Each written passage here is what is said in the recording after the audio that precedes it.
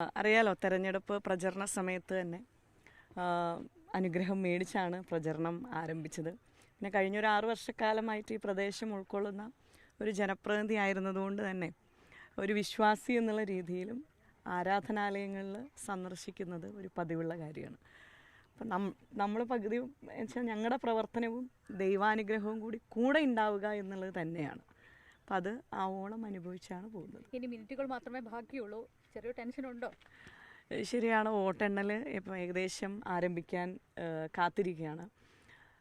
ഒരു കാര്യം പറയാൻ ആഗ്രഹിക്കുകയാണ്. കഴിഞ്ഞ വാഹന പ്രചരണത്തിലും അതേപോലെ തന്നെ കുടുംബയോഗങ്ങളിലും ഞങ്ങളുടെ ഭവന സന്ദർശനങ്ങളിലും ഞങ്ങളുടെ സഹപ്രവർത്തകരെല്ലാം വീടുകൾ കയറുമ്പോഴും അമ്മമാർക്കരികിലെത്തുമ്പോഴും വ്യാപാരി സുഹൃത്തുക്കൾ വഴിയോരത്ത് കാണുന്ന എല്ലാ ആളുകളുടെ അരികിലെത്തി തെരഞ്ഞെടുപ്പ് പ്രചരണത്തിൻ്റെ ഭാഗമായിട്ട് വോട്ടുകൾ ചോദിച്ചെത്തുമ്പോൾ അവരെല്ലാം വലിയ പിന്തുണയാണ് UDF സ്ഥാനാർത്ഥി എന്നുള്ള രീതിയിലും പാർട്ടിക്കും മുന്നണിക്കും നൽകുന്നത്.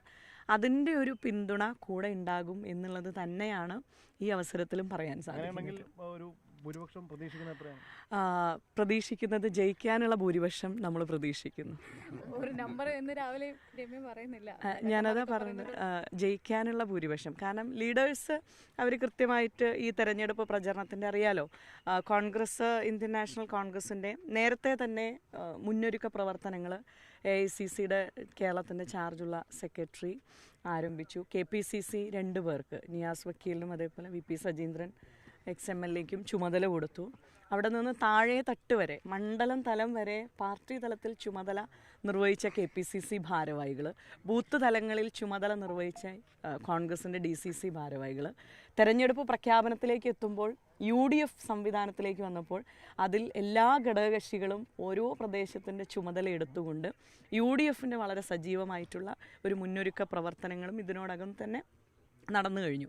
അപ്പം അതുകൊണ്ട് തന്നെ UDFൻ്റെ ഞങ്ങളുടെ പ്രിയപ്പെട്ട സഹപ്രവർത്തകർ ചിലപ്പോൾ ഒരുപക്ഷെ അവർക്കൊരു ദിവസത്തെ കൂലി നഷ്ടപ്പെടുത്തിയാൽ ജീവിതത്തിൻ്റെ താളം തെറ്റുന്ന സാധാ പ്രവർത്തകരാണ്. പക്ഷെ അതെല്ലാം മാറ്റിവെച്ചിട്ട് അവർ ഈ തെരഞ്ഞെടുപ്പ് പ്രചരണത്തിൽ ഭവന സന്ദർശനമാണ് എങ്കിലും പര്യടനങ്ങളാണ് എങ്കിലും അതിനെല്ലാം നേതൃത്വം കൊടുത്ത എൻ്റെ സഹപ്രവർത്തകരുടെ കഠിനാധ്വാനത്തിൽ ഏറ്റവും വലിയ വിശ്വാസം അർപ്പിച്ചുകൊണ്ട് ഒരു സ്ഥാനാർത്ഥി എന്നുള്ള രീതിയിൽ പരമാവധി ആളുകളിലേക്ക് എത്തിച്ചേരുവാൻ സാധിച്ചിട്ടുണ്ട്. അതിൽ നിന്നെല്ലാം ഞങ്ങൾക്ക് ജയിക്കാനുള്ള ഭൂരിപക്ഷം ഈ ചേലക്കര നിയോജകമണ്ഡലം നൽകും. ഈ മണ്ഡലം LDFന് 38,000-ന് മേല് ഭൂരിപക്ഷം കൊടുത്തിട്ടുണ്ട്. ആ ഭൂരിപക്ഷം പിന്നീട് രമ്യ അത് 5,000 ആക്കി ചുരുക്കാൻ കഴിഞ്ഞിട്ടുണ്ട്.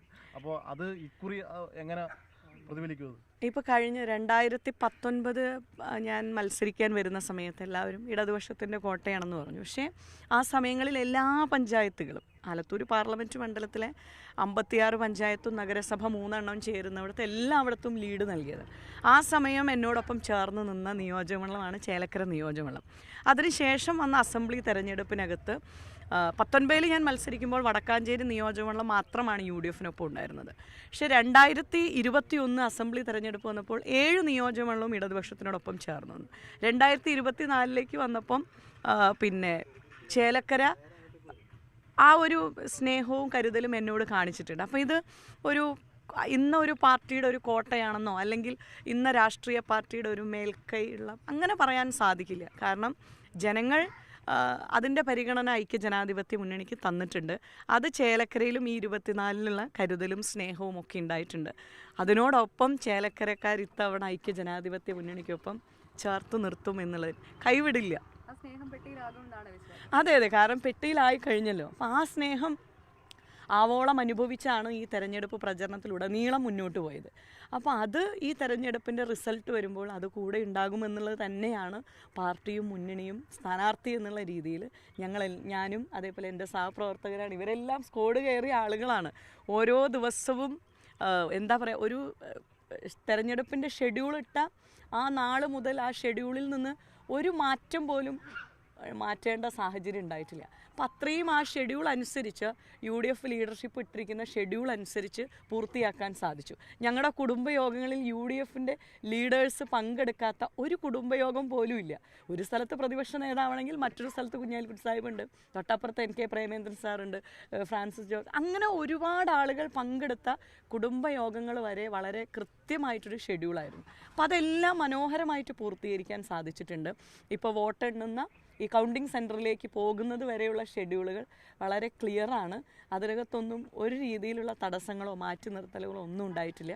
അപ്പം എന്തായിരുന്നാലും UDF-ൻ്റെ ഞങ്ങൾക്ക് ജനങ്ങൾ ആ ഒരു പിന്തുണ നൽകുമെന്നുള്ളത്. പിന്നെ എല്ലാവർക്കും അറിയാലോ, കേരളം ഇന്ന് ആഗ്രഹിക്കുന്നതും റിസൾട്ട്, ചേലക്കരയിലെ ഒരു റിസൾട്ട് കാസർഗോഡ് മുതൽ തിരുവനന്തപുരം വരെയുള്ള ജനങ്ങൾ ആഗ്രഹിക്കുന്നതും കോൺഗ്രസ് നാളെ അധികാരത്തിലേക്ക് വരുമ്പോൾ അത് ഭരിക്കുന്നതിന് വേണ്ടിയല്ല, ജനക്ഷേമ പദ്ധതികൾ ഉമ്മൻചാണ്ടി സർക്കാരിൻ്റെ കാലഘട്ടത്തിൽ നടപ്പിലാക്കിയിരിക്കുന്ന ജനക്ഷേമ പദ്ധതികൾ അത് നടപ്പിലാക്കാൻ കോൺഗ്രസ് വരണം.